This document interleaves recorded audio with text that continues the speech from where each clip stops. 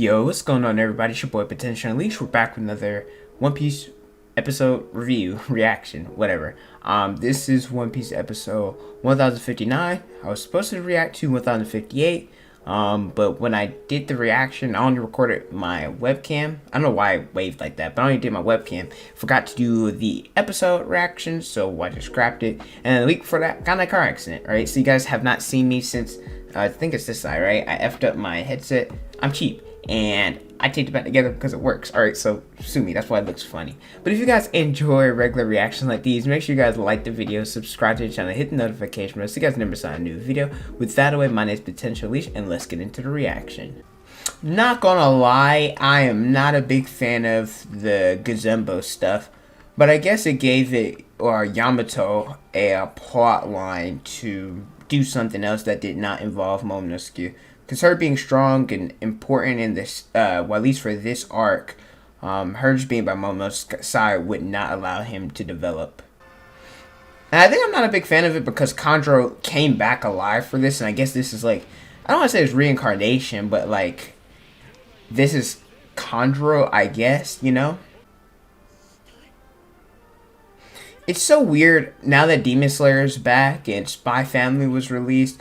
And she voice acts a lot of other characters, but Yamato's voice actor is Yor, and I think her name is Shinobu from Demon Slayer.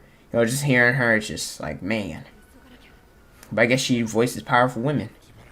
Hey, bro, that's an interesting position you're in, man. He got up quick after I said that.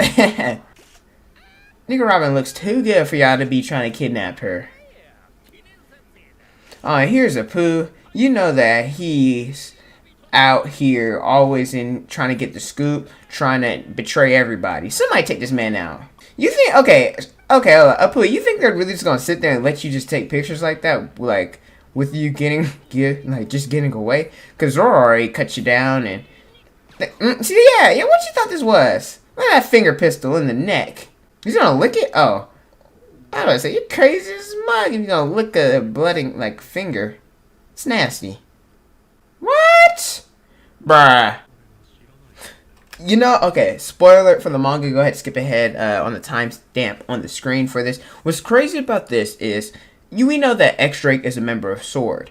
And CP0, or CP, like, the CP agents, they're like, undercover. Or not undercover, they're secret, like a secret organization that the government has. And they can do pretty much anything they want and get away with it. If y'all have seen Transformers, kind of like, think about it like, I forget his name, but he was like, oh, I have this badge, you know, I can do anything and get away with it badge. And so that's like their role. And now we know that SWORD are members of technically members of the Navy, they're Marines who aren't as well. They like have their resignation papers already turned in, and they can do whatever the fluff they want, act whatever the fluff they want, and the government won't take the fall for it. So let's just say if Drake were to go try to take down Kaido, and if you know Drake is technically a Marine, but the Marines don't claim him, I guess that makes sense. Kind of like like a girlfriend that you don't, or like an ex you don't claim, like that, or a body that you slept with but you don't claim. It's like, yeah, technically you still slept with them, but even though you don't claim it, you still did it, right? So that's just, I don't know, it's just weird now that we know everything that's going on in the manga about SWORD and you know how CP0 is supposed to be secret, stuff like that. It's just interesting to me. That was so like exaggerated for a finger pistol. I think he's my least favorite of the Supernova. If I'm really thinking about it, he's like really annoying. Hawkins is kind of boring too, but see, and like he said he defended himself with color of arms. Now, I know that they probably didn't animate it for like dramatic effect and like, oh, Apu might be dead. But one thing that I really hate about One Piece is a lot of times, especially like post time skip, you have to infer a lot of, oh, did they use hockey here? Did they use hockey there? Because realistically, like if you're fighting somebody who's, I guess, above you or maybe even on the same level, like take not even this, for example, like Luffy or Kaido, like versus Kaido, you would think that they're constantly using like haki to defend themselves, constantly using observation haki to read each other's moves, stuff like that. But at the same time, because they don't like animate it or show it all the time, it's like, well, are they really using it? You know, it's like it's a little. That's what I hate about it. It's kind of inconsistent. What I'm really looking forward to is the Zoro stuff, because we know the summers. I think it's called a Shemazin. Was messing up with Emma, so we about to. Ooh, is about to cut. Was that about to be a transition? Oh, that's a dope transition to it. That's a fire transition. Let's see this. Okay, I said Zoro, like King was beating the dog snot out of him, but at the same time, Zoro has gotten a couple hits in. Let's not get it twisted.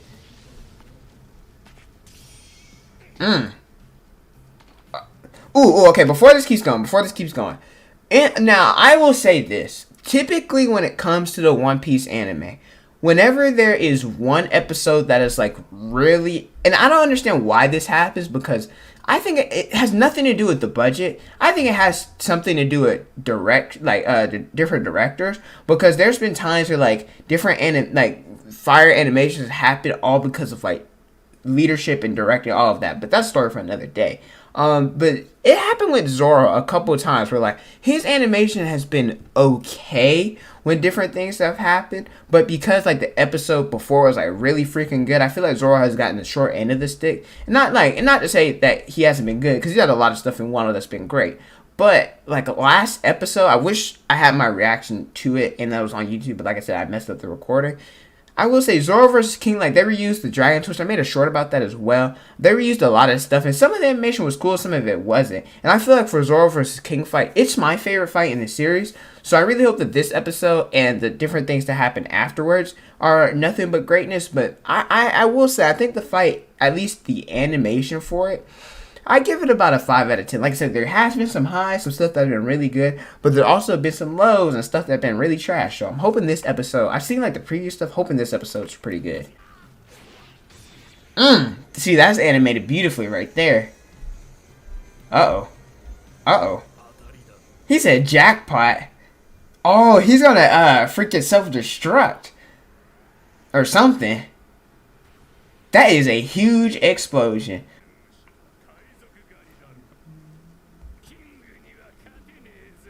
Why not? This is Roronoa Zoro, baby. Best swordsman in anime, even though Mihawk's better. See, like, they didn't ever show him use colors of a golly. King is menacing, dog. I don't know why he does not get the love that he deserves.